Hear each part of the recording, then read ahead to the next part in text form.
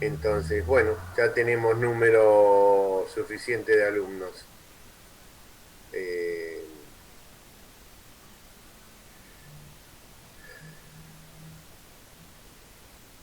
la pregunta que entonces nos hacemos es, ¿cuál es, cuando hablamos de virtualización y luego máquinas virtuales, eh, es un concepto que ustedes ya están bastante acostumbrados, pero mucha gente cree que es un concepto relativamente nuevo. En realidad es muy viejo, o sea, vamos a ir primero al concepto de virtualización, a ver si lo tengo.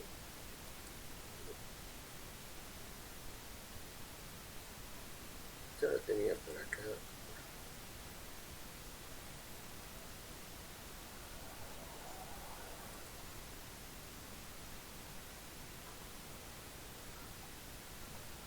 Ok. Bien. Entonces, el concepto central es virtualización. Usar una máquina virtual es una forma de implementar el concepto de virtualización. No es lo mismo. Ahora, cuando decimos virtualización, ¿qué estamos diciendo? Ese, la virtualización es una abstracción, es una tecnología que nos permite a nosotros usar sobre un tipo de hardware software diseñado para otro tipo de hardware.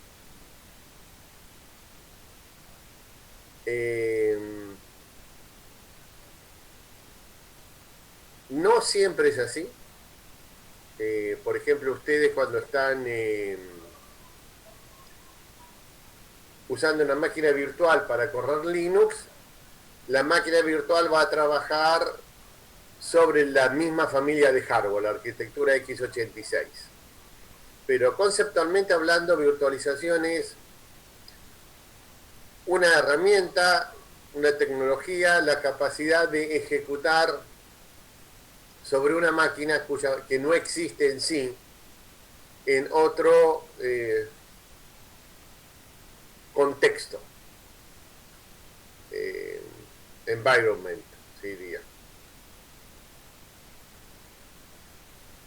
La virtualización en realidad fue desarrollado ya en la década del 60. Lo desarrolla IBM con lo implementa IBM porque teóricamente ya hubo modelos de sentidos en universidades. Eh, lo implementa IBM ya sobre la IBM 360 con un concepto que hoy llamamos eh, hipervisor. Hipervisor es un tipo de sistema operativo. Hipervisor tipo 1. O sea, la virtualización se implementa utilizando hipervisores. Eh,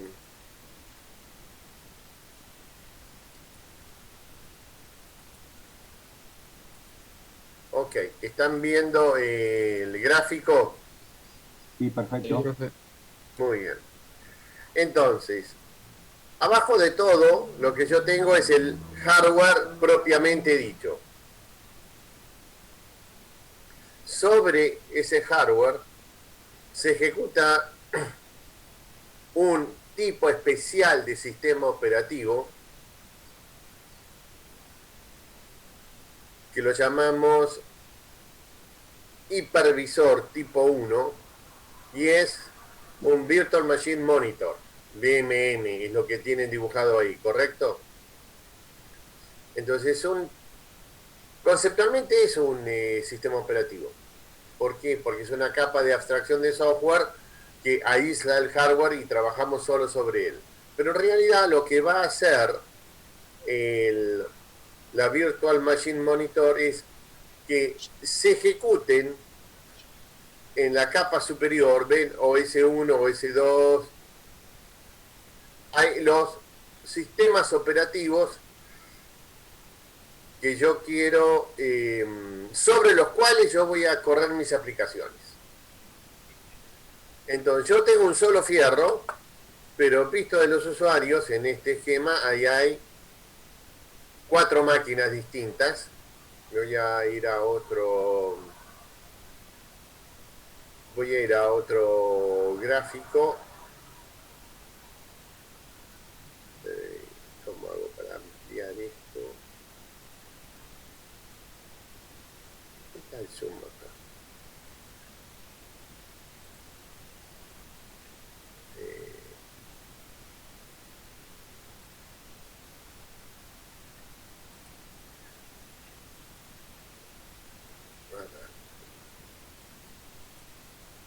No, creo que lo tengo. Acá lo tengo.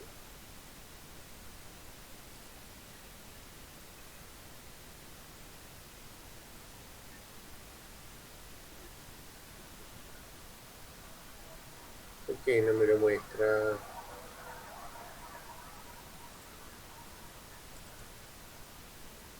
Esto quiero compartir. Ah, ya sé.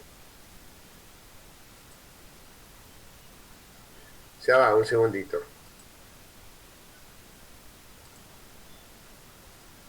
Ahí está.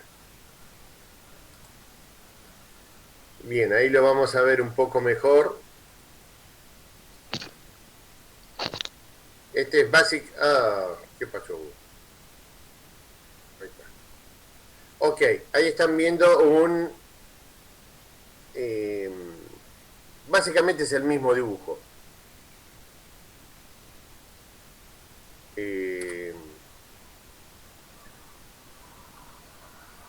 Un poquito más claro. O sea, lo que tenemos del lado A es lo que usamos normalmente, ¿correcto? El fierro, el sistema operativo y los procesos sobre eso. Carsolio, ¿lo vas entendiendo? Sí, profe. Bien. Del otro lado lo que vamos a tener es el fierro y sobre el fierro corre un tipo de sistema operativo especial que es el hipervisor tipo 1 que habíamos mencionado recién, que va a permitir ejecutar máquinas virtuales, va a definir múltiples máquinas virtuales sobre las que se ejecutan distintos... Así el frío pega. Distintos sistemas operativos. Entonces, el proceso de usuario corre sobre un kernel, ese kernel corre sobre la máquina virtual que está soportada por el hipervisor tipo 1, que es el que tiene el manejo del hardware. Esta familia de hipervisores tipo 1 la desarrolló fundamentalmente la empresa IBM porque le permitía, con esa computadora que era muy grande y muy cara, la 360, correr distintas familias de sistemas operativos. Entonces, sobre una máquina virtual estaba el soporte de las terminales, sobre otra máquina virtual estaba un sistema operativo dedicado a procesamiento batch de científicos, sobre otra máquina virtual la parte de comunicaciones, sobre otra máquina virtual la parte de procesos administrativos, etc. Como la IBM 360, la idea es que compras nada más que una computadora, pero necesitamos ajustar los parámetros para los tipos de procesos que hacemos, el hipervisor tipo 1 nos soluciona este problema porque la máquina virtual y el sistema operativo que corre sobre esa máquina virtual va a estar parametrizado para el tipo de proceso que queremos hacer. Por ejemplo, yo quiero hacer procesos científicos que son sobre todo procesos batch, entonces, esto lo vamos a ver más adelante, voy a utilizar un tipo de planificador por prioridad. Y tengo una máquina que soporta las terminales, voy a usar un tipo de planificador de uso de la CPU llamado Round Robin, que va a ir atendiendo a las distintas computadoras, las distintas terminales. O sea, cada uno de estos sistemas operativos que corren sobre una máquina virtual va a tener los parámetros para el tipo de proceso que ejecuta. ¿Podían correr los tres a la vez? ¿O era uno por vez? O sea, vos tenés una sola CPU. Sí. La 360 tiene una sola CPU. Sobre la CPU corre un sistema operativo especial que es el Virtual Machine Monitor, o el sistema operativo para soportar máquinas virtuales. Dentro de ese hipervisor se ejecuta en cada una, se ejecuta la máquina virtual y sobre esa específica, y sobre esa máquina virtual el kernel específico. Lo que vos vas a tener es que el hipervisor tipo 1 va a tener una administración de la CPU en la cual va a tener una planificación en la cual va a ir rotando el uso de la CPU cada una de las máquinas virtuales. Ahora, vos usuario ves el sistema operativo de tu máquina virtual, no ves el hipervisor. Es decir, supongamos por ejemplo que yo tengo corriendo una máquina virtual que a su vez corre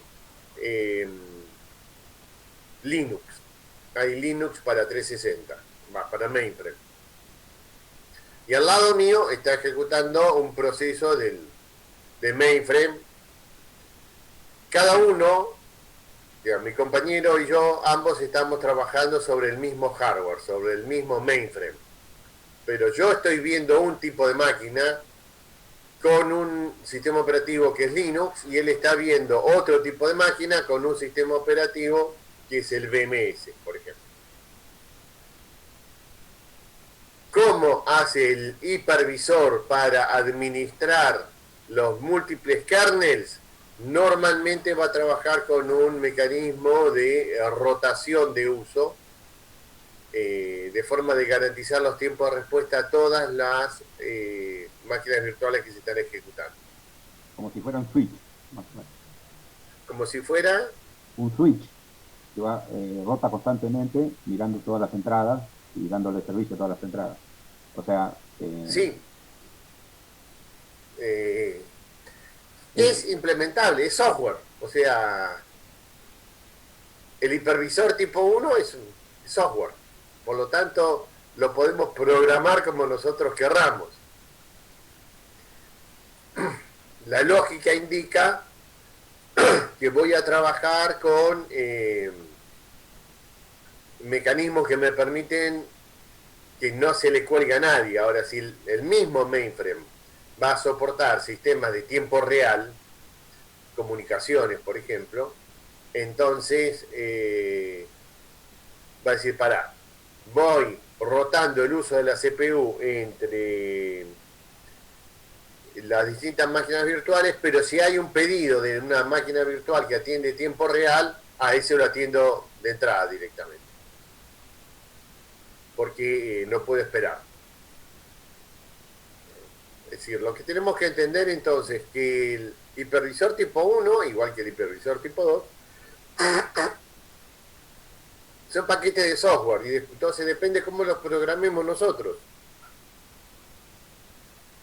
si nos toca, si consiguen una práctica en el Ministerio de Economía de la provincia de Buenos Aires, en ARBA, y van al mainframe, bueno, van a ver la característica con la cual está implementado el Virtual Machine Monitor, y ahí van a poder, si les toca la práctica, la parte de soporte, van a estudiar en particular ese hipervisor y los tipos de parámetros que tiene.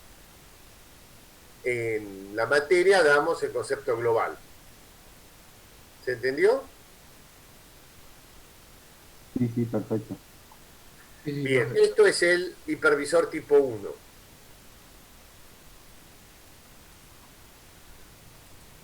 Ahora, ustedes no trabajan con eso.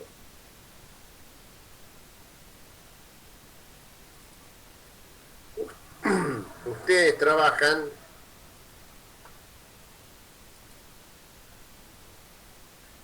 con los hipervisor tipo 2.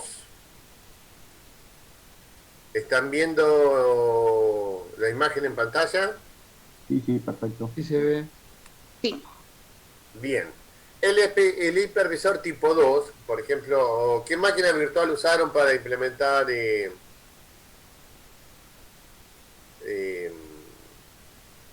Linux con Luis? VirtualBox. Bien. Acá lo que tenemos es el fierro, hardware, abajo de todo. Luego va a haber directamente un sistema operativo utilizable por el usuario. Por ejemplo, Windows. Por ejemplo, Linux, Unix, lo que fuera. Y ustedes pueden ejecutar aplicaciones sobre este. O pueden ejecutar un hipervisor tipo 2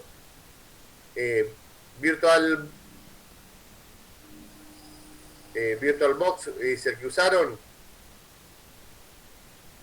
Sí, Sí, sí, así es. Entonces, donde ahí dice tipo 2 VMM, ahí va VirtualBox. ¿Me siguieron? Sí, sí. Sí, Y sobre el VirtualDock, por ejemplo, pueden correr Linux. Pueden correr sobre el VirtualBox e implementar más de una. Ahora, hay una enorme diferencia entre el hipervisor tipo 1 barra que el hipervisor tipo 2. ¿Por qué? Porque el hipervisor tipo 2 es un proceso de usuario. Para Windows, la máquina virtual es un proceso de usuario. Mientras que en el caso que teníamos,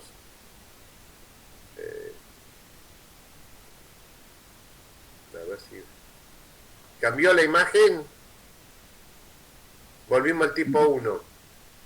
Ah, sí, sí, sí. sí, sí, sí. Ahí ya no, ahí directamente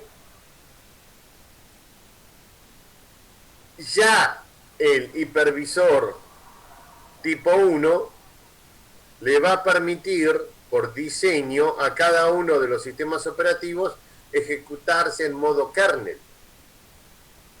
Porque el único objetivo que tiene el hipervisor tipo 1 es darle soporte a las máquinas virtuales. Que lo que acá tienen en una partecita blanca.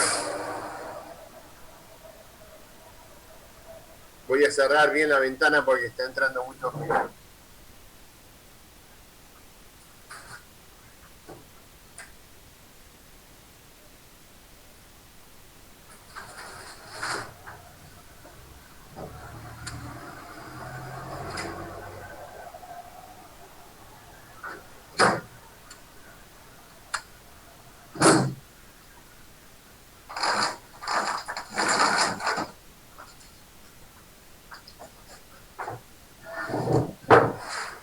Ok, entonces, acá estamos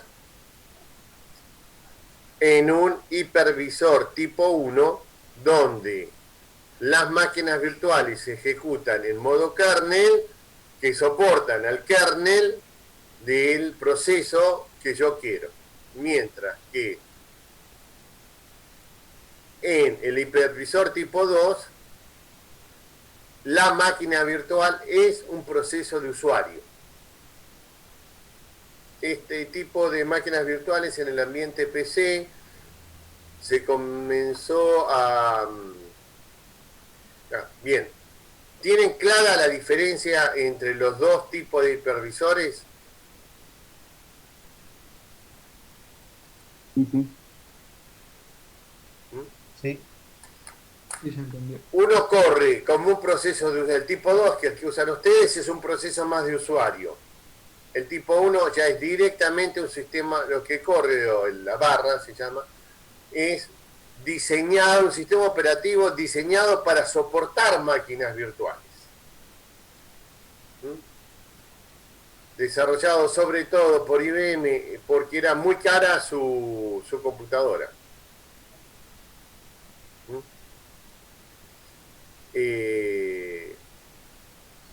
Por eso luego fue inclusive llamado, los sistemas operativos empezaron con la B corta, que era Virtual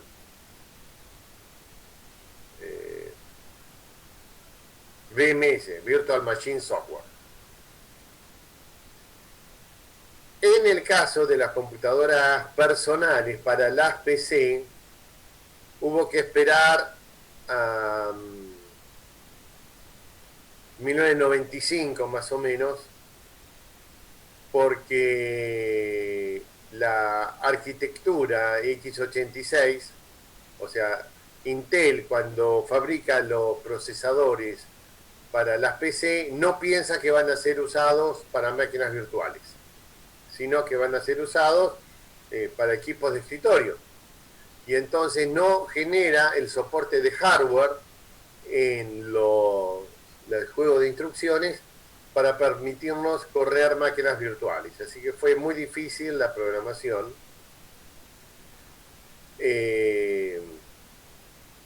Y sale una empresa que está hasta hoy en día muy conocida, la VMware, saca las primeras máquinas virtuales para la arquitectura x86. Y las máquinas virtuales comienzan a ejecutarse mucho porque el mundo de los servidores pasa a usar la arquitectura x86 porque es más barata, así de simple. Eso hace que los fabricantes de procesadores, tanto el caso de Intel como el caso de AMD, comiencen a incorporar soporte por hardware para que sea más fácil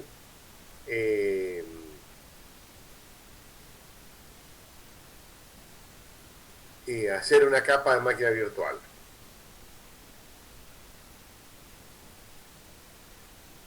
Entonces dijimos que tenemos hipervisor tipo 1 e hipervisor tipo 2. Con los cambios de hardware en el ambiente del PC apareció otra familia llamada hipervisores tipo híbridos. Sobre todo Microsoft, en alianza con Intel, le desarrolla soporte de hardware de forma tal que el Virtual Server de Microsoft tenga no directo acceso al hardware, pero no total directo acceso al hardware, sí una parte de acceso directo al hardware. Si el problema que ellos tenían era que lo que estaban usando, el problema de Microsoft era que lo que estaban usando era servidores Unix, porque el mundo de servidores Unix también tenía desarrollado hipervisores tipo 1. Entonces Microsoft se encontró con un problema muy serio que tenía, ok, yo tengo una oficina donde tengo 20 equipos de escritorio. Tengo un problema que es el siguiente.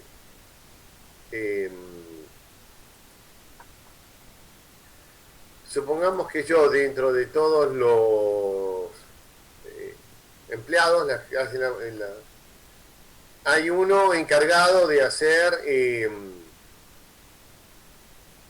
un boletín informativo que sale una vez por semana. Necesita mucha capacidad gráfica, porque tiene que diseñar, boletín, etc. Ramírez, ¿entiende lo que estoy diciendo? Sí, sí, profe. Bien.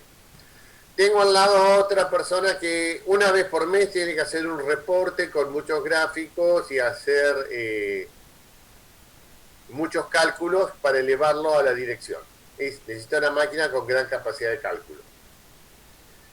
Tengo otro que lo que va a hacer, bueno, y así sucesivamente. Cada uno de los equipos de escritorio que tengo que comprar, a cada uno de ellos les tengo que dar el fierro suficiente para que lo pueda hacer, aunque lo haga una vez por mes. Los 29 días restantes del año le sobra máquina. El que liquida sueldos una vez por mes necesita hacer un proceso muy grande. El resto del mes. Ahora, cuando compro los equipos, cada uno va a decir, necesito un equipo más poderoso porque yo una vez por mes necesito todo ese fierro. Entonces el problema es que cuando voy a comprar 20 PC, cada una de ellas está dimensionada para el máximo de uso. Y eso es caro. Ahora, si en vez de hacer eso yo compro un servidor machazo y pongo las pantallas y los monitores, el día que tiene que editar, le configuro la máquina virtual a ese usuario con el doble de memoria. Le pongo 4 procesadores, pero el resto del mes tiene nada más que 4 GB y una sola CPU, su máquina virtual. El día que tiene que hacer un trabajo grande, le configuro una máquina muy poderosa. Y así sucesivamente. Entonces, si yo en vez de comprar 20 PC independientes y conectarlas por red, lo que hago es comprar un servidor machazo, que me va a costar lo que cuestan 7, 8 PC, y implemento sobre máquina virtual, ahora mi dimensionamiento no es para cada uno el máximo, sino que mi dimensionamiento es el promedio de uso. Entonces me ahorro mucha plata. Borcela, ¿se entendió por qué ahorro? Sí, profe, se entiende. Ok. Veronese. Alejo. En el chat. Bien. Rodríguez. Bárbaro. Para poder hacer eso, lo que le pidió Microsoft a Intel es: necesito algo parecido al hipervisor tipo 1, porque si no, mi máquina virtual, cuando atraviesa todas las capas, que es proceso de usuario, sistema operativo virtual, máquina virtual, sistema operativo real, fierro, se hace lento. Entonces, generame un conjunto de instrucciones que me permitan acceder directamente desde mi máquina virtual al hardware sin pasar por el sistema operativo de soporte. Entonces esto lo llamamos híbridos. Entonces decíamos, tenemos el hipervisor tipo 1, el hipervisor tipo 2 y los hipervisores híbridos. El ejemplo típico de todo esto es el Virtual Server de Microsoft. Y eso se pudo hacer porque los fabricantes de hardware, Intel, diseñaron, le dieron soporte de hardware para eso. La virtualización puede ser completa, parcial o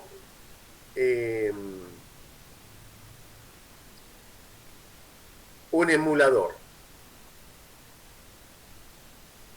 La virtualización completa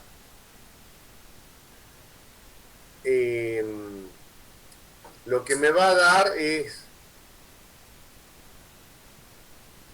la capacidad total de que vos veas otra máquina.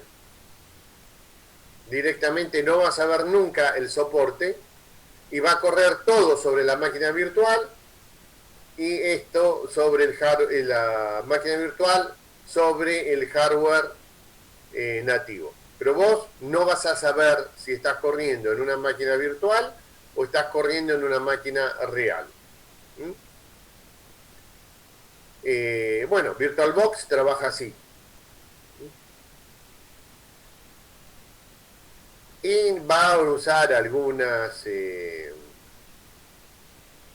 instrucciones del hardware diseñados para esta. Que le van a permitir ejecutar más rápido. Otra forma que hay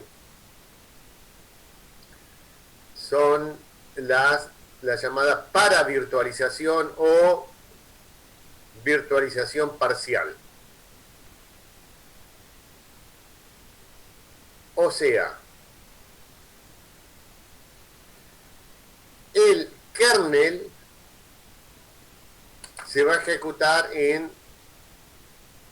el kernel de la máquina virtual se usa en modo usuario. Pero esto nos genera un problema muy serio, porque hay un conjunto de instrucciones que se la va a rechazar el host nativo. O sea, cuando yo estoy corriendo en paravirtualización, tengo un problema con el modo dual. Porque si mi sistema operativo de la máquina virtual corre en modo usuario, no puede ejecutar instrucciones de modo kernel. Pero yo, usuario, las necesito en modo kernel. No sé si me entienden. ¿Podría repetirlo? Sí, porque no está claro. En el hipervisor tipo 2, la máquina virtual es un proceso de usuario. ¿Hasta ahí estamos? Bien. Sí, es así. Si es un proceso de usuario, ¿en qué modo se ejecuta? ¿Modo kernel o modo usuario? Modo usuario. Bien, por lo tanto hay un juego de instrucciones que no puede hacer. Claro. Ahora, yo, sentado frente a mi Linux que corre sobre una máquina virtual, quiero, por ejemplo, formatear un disco. O quiero crear un archivo. Y esas son instrucciones privilegiadas. Pero esa instrucción privilegiada no la puede hacer la máquina virtual porque está corriendo en modo usuario. Entonces eso nos genera un problema. Entonces, lo que hizo la empresa Intel para evitar eso es, y lo habíamos comentado en su momento, generar 4 niveles de ejecución. En vez de tener modo usuario y modo kernel, se llaman anillos 0, 1, 2 y 3. Entonces, la máquina virtual, que es un proceso de usuario, corre en el anillo 1. Los procesos de usuario corren en el anillo 3. Tanto los que están corriendo nativos, es decir, en el anillo 0 está corriendo el Windows Virtual Server. En el anillo 1, la máquina virtual de Linux. En el 3, mi programita de Windows. Ahora, cuando yo dentro de la máquina virtual corro un proceso en Linux y le pido una llamada a sistema operativo, la máquina virtual como se está corriendo ahora en modo 1, sí puede pedírsela al kernel que está ejecutándose en modo 0, al kernel Windows, que va a decir, esta la puedo hacer porque el que me lo está pidiendo está en modo 1. Entonces, la paravirtualización nos permite a nosotros tener acceso directo a los recursos. Esto se hizo a través de implementar una serie de system calls llamadas hypercalls. La máquina virtual que está ejecutando el otro sistema operativo Linux, cuando yo en mi proceso en Linux llamo con una hypercall.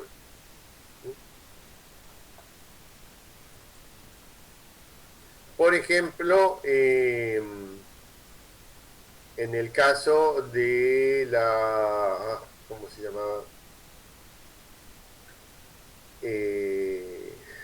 La workstation de VMware. VMware tenía el servidor que era caro, que era tipo 1, pero tenía las máquinas virtuales para estaciones de trabajo y lo que utilizaban era para virtualización. Eso implica tocar un poquito el kernel al cual el que yo estoy emulando. Por eso no es una virtualización total, donde ejecuto nativo el kernel sobre la máquina virtual, sino que estoy ejecutando un kernel un poquito tocado. ¿Por qué? Porque va a soportar las hypercalls.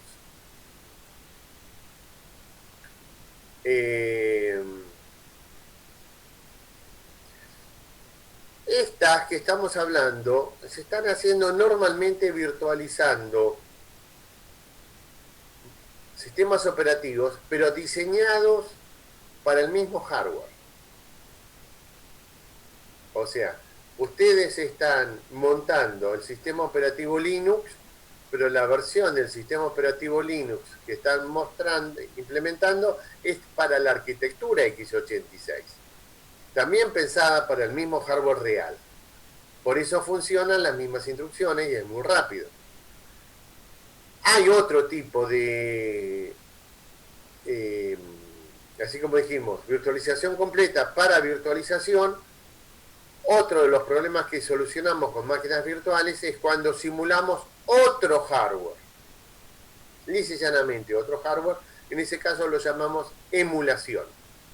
Cuando ustedes quieren agarrar un jueguitos, por ejemplo, hay emuladores de las PlayStation, emuladores de jueguitos de la Commodore 64, etc. O sea, el emulador también es una máquina virtual. Tiene otro nombre porque lo que está diciendo es, guarda, acá directamente te voy a mostrar otro fierro, no el mismo. ¿Se entiende la diferencia entre un emulador y las máquinas virtuales que venimos hablando? Guillermo Nesprias. Sí, perfectamente. Bien. Tengo un emulador de MSX. Entonces, el emulador va a soportar otro hardware. Y lo que va a hacer es mapear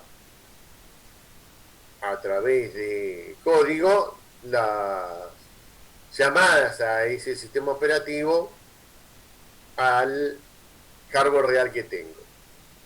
Dentro de los usos de las máquinas virtuales que tenemos, o sea, ¿para qué usamos máquinas virtuales? Lo primero que dijimos es, usamos las máquinas virtuales para reducir drásticamente nuestro costo de hardware, porque nos permite dimensionar el equipamiento para el promedio de uso y no cada máquina para el máximo de cada una de ellas. Primera razón para usar virtualización. Segunda razón para usar virtualización, incrementa drásticamente la seguridad del sistema, ya que se llama sandbox. Cada una de las máquinas virtuales no tiene acceso al hardware real. Entonces, si se me infecta una de las máquinas virtuales, simplemente mato esa máquina virtual, la hago renacer y no tengo problema de seguridad. Muchos de los antivirus les van a decir cuando tienen un programa dudoso, ejecutarla en una sandbox.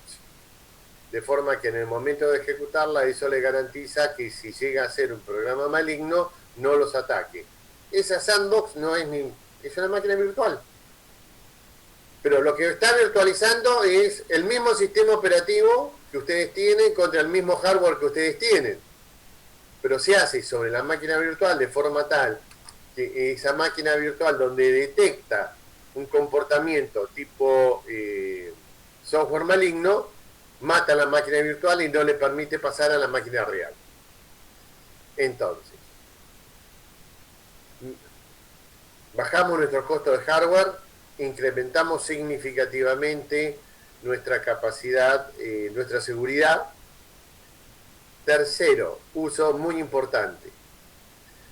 Yo compré un paquete de software para una familia de hardware. Migré a otra familia de hardware. Tengo que comprar de nuevo el paquete de software, que me cuesta muy caro. Entonces me sale mucho más barato correr sobre máquina virtual la máquina que tenía, para la cual compré el paquete de software y seguir usándolo.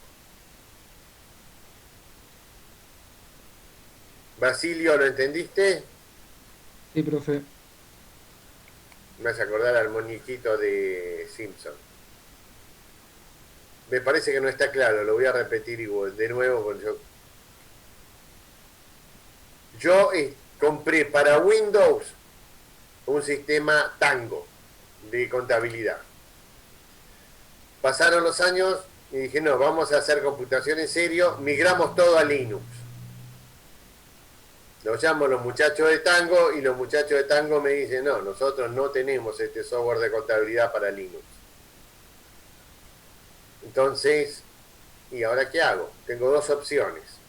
O busco algo equivalente a Tango y gasto de nuevo 30 o 40 mil dólares de paquete de software y tengo que enseñarle a todo el mundo cómo es el nuevo sistema de contabilidad, etcétera. Todo eso es muy caro. Entonces, ¿qué voy a hacer?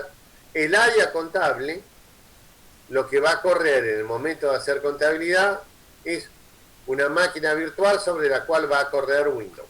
Entonces van a seguir usando Tango. Ahora, todo el resto del mundo migró al mundo Unix. Piazza, ¿se entendió? Sí. Entonces, vamos en los... bajar el costo, mejorar la performance, compatibilidad con el software anterior. Otro de los elementos para los cuales se usan muchísimo, sí o sí, hoy en día las máquinas virtuales, es para el desarrollo de software para el nuevo hardware. Es decir, supongamos que Intel va a sacar una nueva versión de su familia de procesadores, donde va a incorporar nuevas instrucciones. Si los programadores van a empezar a poder desarrollar o programar para ese nuevo hardware, recién cuando termine de fabricarlo, va a haber un lapso de tiempo donde los que compren el hardware nuevo no van a poder usarlo en toda su potencia, simplemente porque no tienen paquete de software que utilicen esas instrucciones. Entonces eso hace un delay de tiempo que es muy caro. O sea, vamos a ver un ejemplo histórico para que lo entiendan. IBM decide fabricar la primera computadora personal. Le contrata a Intel para que haga su famoso procesador 8086, contrata a Microsoft para que haga el sistema operativo y el lenguaje de programación para la nueva máquina.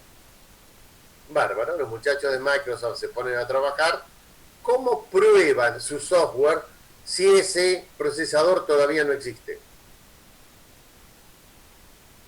¿Entienden el problema? Decir, ok, vos vas a programar en absoluto. Entonces, ¿qué es lo que hizo Intel? Intel lo primero que hace es un paquete de software de máquina virtual que es donde están diseñadas e implementadas las instrucciones del futuro procesador. Y eso va a ser un emulador.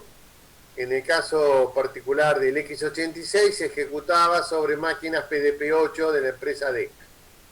Entonces, lo primero que le proveyó Intel a todos los desarrolladores de software, por ejemplo Microsoft, fue la máquina virtual. El fierro no existía, lo que había era un software que emulaba al fierro que iba a existir. Eso le permitió, cuando se solapen los tiempos de desarrollo de software y de desarrollo de hardware, de forma de salir al mercado cuando estaba el hardware. O sea, el límite de tiempo lo ponía el fabricante hardware, el software lo íbamos desarrollando utilizando máquinas virtuales.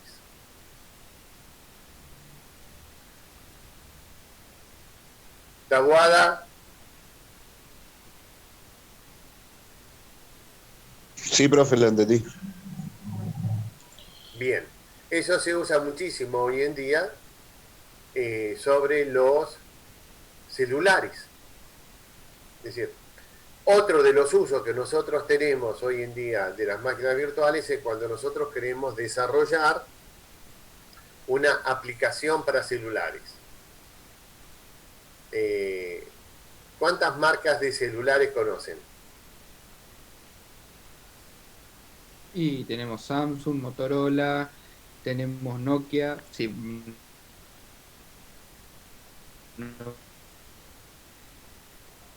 Hay un montonazo. Xiaomi. Vamos un poquito más atrás. Xiaomi. Tenemos más de 30 fabricantes, o sea, cuando vamos a ver celulares, hay una familia muy grande. Y alguno tiene una máquina de fotos que tiene un solo lente, y otro tiene 3 lentes, y algunos tienen sensores de un tipo, y otros tienen sensores de otro tipo, etc. Si ustedes tienen que programar una aplicación, ¿cómo hacen para probarla contra la mayoría de los celulares que están en plaza, que tienen distintos hardware? Bueno, lo hacen usando emuladores, porque si no tendrían que comprar un modelo de cada uno de ellos, y cada año van saliendo modelos nuevos. Entonces, cada uno de los fabricantes de hardware lo que hace es poner un emulador de su hardware. Entonces yo, programador de aplicaciones, utilizo las máquinas virtuales sobre las cuales voy a simular, tener el emulador del Samsung 20, del Samsung 10, del Xiaomi, del Lenovo, el Motorola, de Apple, que es otro hardware directamente, otro sistema operativo, etc. Entonces, todas las pruebas de desarrollo de software de la app va a ser todo sobre emuladores. Este es otro de los usos masivos que tenemos hoy en día de la virtualización. Poder garantizar que nuestro software va a poder ejecutarse sobre múltiples plataformas. El desarrollo entonces de las máquinas virtuales hoy en día es masivo, y cuando nosotros contratamos en la nube un servidor, lo que nos van a dar es una máquina virtual. Este es el último paso de la virtualización, está llevando a la desaparición de los equipos de escritorio. Hoy en todas las oficinas modernas ustedes van a ir y van a ver el teclado, el monitor, una cajita, el mouse, y no está más el cajón, el desktop no está más. hay una cajita chiquita que se llama cliente liviano, Thin Client. Esa cajita chiquita lo que va a tener es 4 puertos USB, un puerto HDMI, vas a conectar el televisor y el monitor, salida de audio, etcétera, y un conector de red. Ese conector de red y esa cajita tiene un sistema operativo Linux muy básico, se conecta a el servidor de máquinas virtuales. Entonces yo prendo mi cajita me va a pedir nada más que mi nombre de usuario y mi password, el login, se va a conectar contra el servidor de máquinas virtuales, se va a ejecutar mi máquina virtual en el servidor y yo voy a tener mi PC, mi ambiente Windows, todo sobre mi escritorio, tranquilo. Pero se está ejecutando en el servidor de máquinas virtuales, en el Windows Virtual Server o en un Unix Solaris o lo que fuera. Eso tiene enormes ventajas, porque yo voy a mi casa, me siento, me conecto y tengo la misma compu que tenía en la oficina. Me tomo un avión, me voy a Francia, me siento con la portátil, me conecto y tengo la misma compu que tenía en mi oficina. Así que hoy en día se está muriendo, desapareciendo el desktop. La gente en las casas tampoco lo quiere más. Se usa muchísimo el teléfono, la tablet, los televisores, el Smart TV, etcétera. Y todo va sobre virtualización. Ahora, si quiero inclusive ahorrarme tener mi propio centro de cómputo, lo que va a hacer un buen ingeniero de sistemas es perfecto. Vos te conectás. ¿Sabés lo que yo tengo ahora en el centro de cómputo? Una cajita, en realidad no, un servidor que se va a conectar contra un proveedor en la red. Entonces le voy a contratar a Amazon, le voy a contratar a IBM, le voy a contratar a Microsoft, a cualquiera de los proveedores en la nube, los equipos. Es como alquilarlos. Entonces, no tengo fierro de ejecución en mi empresa. Corro todo contra la nube. Eso tiene enormes ventajas, sobre todo una enorme ventaja de seguridad, porque me va a garantizar de que no me afanen los datos, de que no estén, tiene un nombre, esto pasó hace poco en una empresa grande en Estados Unidos. Secuestraron los datos y... Un ransomware. Bueno. Exacto. No tengo fierro en mi máquina, en mi empresa. Mi centro de cómputo es Amazon. Me hace ser 100% dependiente de la conexión a Internet. Es decir, yo eso, por ejemplo, en La Plata no lo haría. Lo haría con soporte, etcétera, pero en ciertas zonas de capital sí puedo hacerlo. Y lo que voy a hacer es contratar 2 proveedores distintos de Internet con 2 entradas, de forma tal que se tiene que caer todo para quedarme yo sin máquina, y todo mi soporte de hardware es alquilado, pago todos los meses. Si va creciendo mi empresa, alquilo un poco más, y voy a pagar por mes lo que yo necesito. Si arrancó la pandemia, bajo drásticamente lo que yo pago. Salimos de la pandemia, necesito más fierro, simplemente alquilo más fierro. Y lo tengo todo directamente en la nube. Entonces, lo que estamos llegando hoy en día es que desaparecen físicamente los centros de cómputo de las empresas para trabajar todo contra la nube mediante máquinas virtuales. Ese es el enorme poder que tienen las máquinas. Van a correr con típicamente servidores Linux con hipervisor tipo 1, donde van a estar interconectados. Los datos míos van a estar repetidos 7 veces en distintos países, cosa de tener siempre una copia de seguridad, va a estar actualizado, etc. Pero eso es problema de Amazon, no mío. Así que una de las cosas interesantes que les propongo que hagan es entren a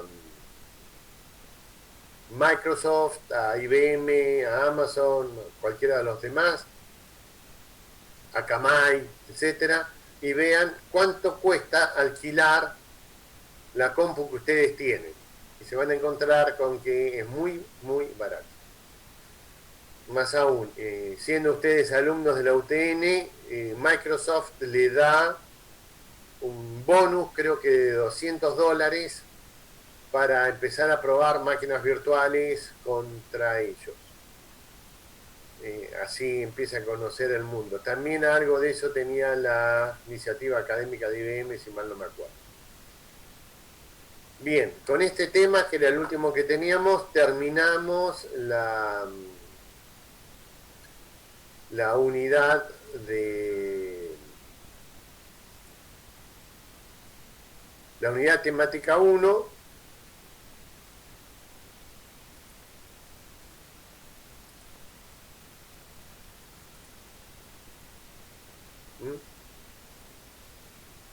Así que ya la clase que viene empezamos a ver ya todo el tema de administración de procesos. ¿Preguntas respecto a lo de hoy?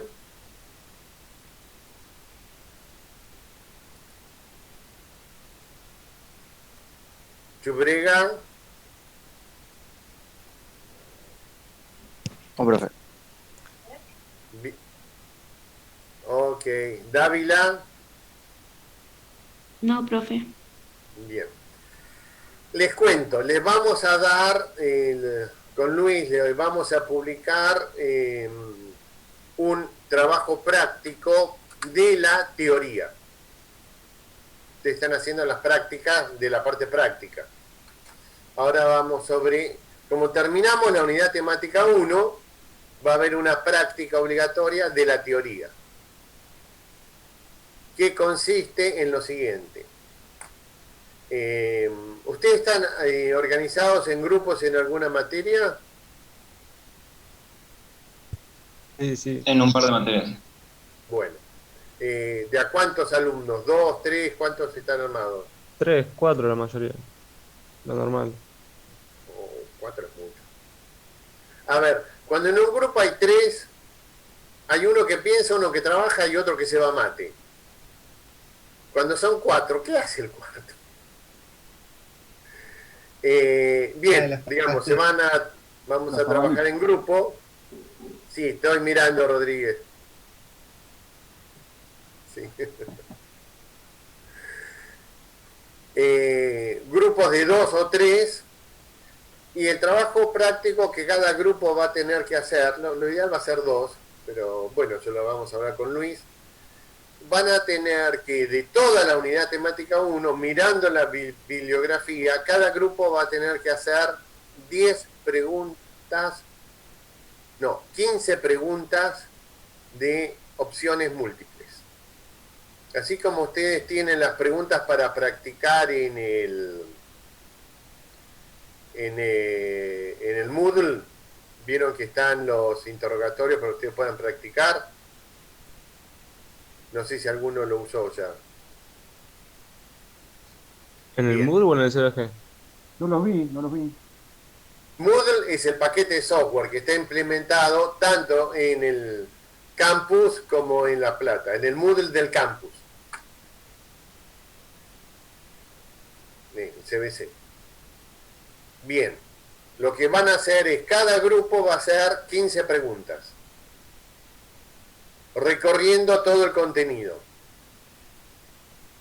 Todas ellas se van a sumar para que luego ustedes, o sea, tenemos en estos momentos 32 alumnos, Así que haciendo grupo de 2 vamos a tener unos 15 grupos. Esto nos va a dar unas más de 200 preguntas de multiple choice, de forma tal que todos van a poder practicar el contenido, o sea, todo lo que ustedes manden lo vamos a sumar a un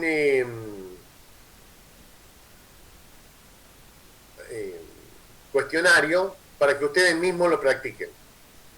Esto lo va a hacer la comisión 21 y la comisión 22, así que van a tener unas 400 preguntas para ir repasando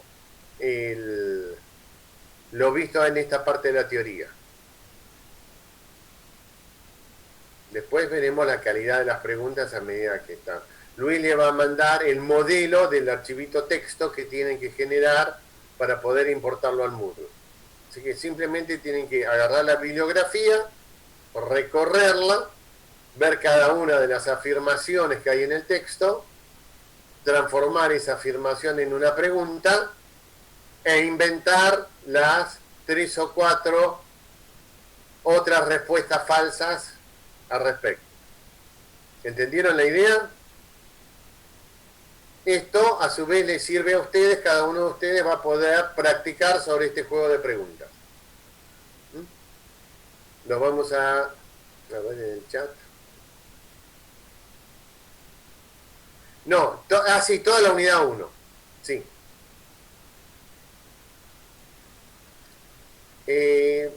La idea básica van a ser darle unas 2 semanas para que lo hagan. Así que bueno, vayan organizándose, Luis les va a mandar el contacto y de esa forma van a repasar la parte teórica porque tienen que hacer las preguntas mirando la bibliografía y a su vez entre todos vamos a hacer una construcción colectiva del conocimiento que le permite a todos ir practicando lo que saben. Ok. Si no hay ninguna otra duda, los voy dejando. Nos vemos el jueves que viene. Yo tengo una Bye. consulta, profe. Sí, Sobre las clases. No están grabadas, ¿no? Porque yo falté la clase pasada. no están grabadas. ¿Y Yo no las las de- grabo. Las del Moodle tampoco, porque están los enlaces a las clases de teoría, pero no funcionan, y las de práctica sí. No, yo tomé la decisión este año de no grabarlas, porque lo que me pasó el año pasado cuando dijimos las vamos a grabar, las van a tener, todo bárbaro, era que se conectaban 3 alumnos en mayo. Total, la vemos después. Está bien, está bien. Esto fue lo que pasó, entonces dije, ahora, quizá hay algún compañero tuyo que la grabó. Eso luego, yo sé que ustedes tienen un grupo de chat en el cual se comunican, etcétera. Así que si algún compañero tuyo la grabó, que te la pase. Pero desde la cátedra vimos que lamentablemente fue negativo. Se transformó en que, ok, ¿para qué me voy a conectar? Claro, entiendo. No pasa nada entonces. Lo lamento, pero no. Cuando lo hicimos, anduvo mal. ¿Alguna otra duda? Por ahora nada. Ok. Sí, bueno. Cabrera. Federico Cabrera. En el chat. Nada, nos vemos. Ok, bye gente. Chao, nos vemos, buen fin de semana. Yo Igualmente. tengo una consulta. Sí. La página que había dicho para saber cuánto nos podía salir alquilar una computadora y toda esa info que pasó, Sí. ¿cuál sería? No. Son empresas. Entonces, Bien. tenés la empresa Amazon, la empresa IBM, la empresa Microsoft, la empresa Akamai, Acá va. hay Oracle, hay muchos. lo googleás, proveedores de hosting de máquinas virtuales, yo te estoy mencionando nada más que los más importantes. Sí, en el caso de Microsoft, por ser alumno, tenés la posibilidad, ellos te dan un crédito, un monto gratuito. Eso lo tenés que averiguar en la Secretaría de TIC. Ah, bien. La Secretaría de TIC te va a informar cómo acceder en Microsoft. Bien. Y en IBM es la iniciativa académica de IBM. Bien, perfecto. Oracle no me acuerdo, también había convenios de eso, pero hay muchas empresas